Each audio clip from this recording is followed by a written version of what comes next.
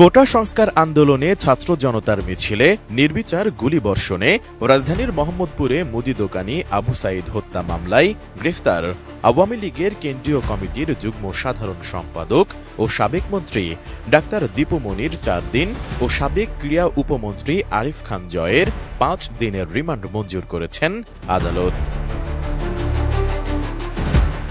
মঙ্গলবার আসামিদের আদালতে হাজির করে মামলার সুষ্ঠু তদন্তের স্বার্থে ১০ দিনের রিমান্ডে নিতে আবেদন করেন তদন্ত কর্মকর্তা মোহাম্মদপুর থানার পরিদর্শক তোফাজ্জল হোসেন।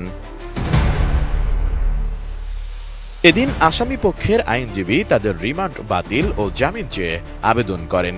এজলাসে আসামিদের ডকে ওঠানোর পর কারো হাতে হাতকড়া না থাকায় বিএনপিপন্থী আইনজীবীরা আসামিদের হাতকড়া পরানোর জন্য চিৎকার করতে থাকেন। এরপর আসামি জয়কে হাতকড়া পরানো হয়। নারী বিবেচনায় দীপু মনিকে হাতকড়া পরানো হয়নি। শুনানির এক পর্যায়ে জয় কথা বলতে চাইলে বিএনপিপন্থী আইনজীবীদের তোপের মুখে কিছু বলতে পারেননি। অপরদিকে দীপু মনি ডকের এক কোণায় অবস্থান নিয়ে মাথা নিচু করেছিলেন। কয়েকজন নারী পুলিশ সদস্য তাকে ঘিরে রাখেন। এ সময় আইনজীবীরা চোর ফাঁসি চাই বলে চিৎকার করছিলেন। এক পর্যায়ে দীপু মনি কান্নায় ভেঙে পড়েন।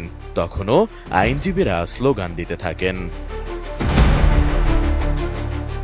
সুস্বাদু বাদাম, তিল আর স্বাস্থ্যকর গ্লুকোজ সব মিলিয়ে প্রাণ পিনাট বার। স্মার্ট কিছু খাও। শুনানি শেষে ঢাকার অতিরিক্ত চিফ মেট্রোপলিটন ম্যাজিস্ট্রেট সুলতান সোহাগ উদ্দিনের আদালত তাদের এ রিমান্ড মঞ্জুর করেন।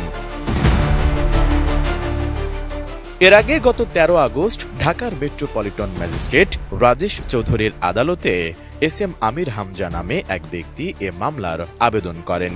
পরবর্তী সময়ে আদালত অভিযোগটি এজাহার হিসেবে গ্রহণ করে মোহাম্মদপুর থানার অফিসার ইনচার্জকে নির্দেশ দেন। সচেতন নাগরিক হিসেবে একজন নিরীহ নাগরিক হত্যার বিচার চেয়ে এ মামলা করেছেন বলে জানান ওই ব্যবসায়ী। মামলার অন্য আসামিরা হলেন সাবেক পরিবহন ও সেতুমন্ত্রী ওবায়দুল কাদের, সাবেক স্বরাষ্ট্রমন্ত্রী আসাদুজ্জামান খান কামাল, সাবেক আইজিপি আব্দুল্লাহ আল মামুন, সাবেক ডিএমপি কমিশনার হাবিবুর রহমান, সাবেক অতিরিক্ত কমিশনার হারুনুর রশিদ ও সাবেক যুগ্ম কমিশনার বিপ্লব কুমার। মামলার আর্জিতে বলা হয়, নিহত জায়েদকে তার গ্রামের বাড়িতে পঞ্চগড়ের বোদা উপজেলার নতুন বস্তি প্রধান হাটে নিয়ে দাফন করা হয়। তার মা, স্ত্রী, ছেলে সন্তান সেখানেই থাকেন। এ কারণে তারা ঢাকায় এসে মামলা করতে অপারগ।